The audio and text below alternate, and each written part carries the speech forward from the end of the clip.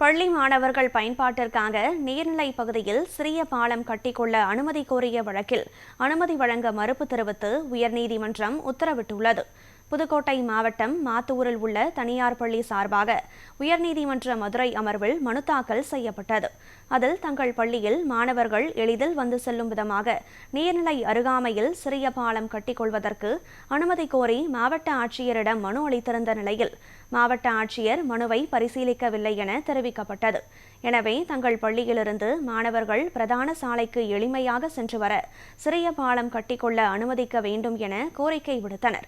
வழக்கை விசாரித்த நீதிபதிகள், பள்ளி நிர்வாகம் சிறிய பாலம் கட்டுவதற்காக கேட்டுள்ள இடம் நீர்நிலை பகுதியாக உள்ளது எனவும், ஏற்கனவே இதுகுறித்து 2 நீதிபதிகள் கொண்ட சிறப்பு அமர்வு விசாரணை செய்து மார்ச் 31ஆம் தேதி வரை மட்டுமே இந்த பாதையை பயன்படுத்த வேண்டும் என உத்தரவு பிறப்பித்துள்ள நிலையில் மீண்டும் அதே இடத்தில் பாலம் கட்ட அனுமதிக்க கோருவதை ஏற்றுக்கொள்ள முடியாது என தெரிவித்து வழக்கை முடித்து வைத்தனர்.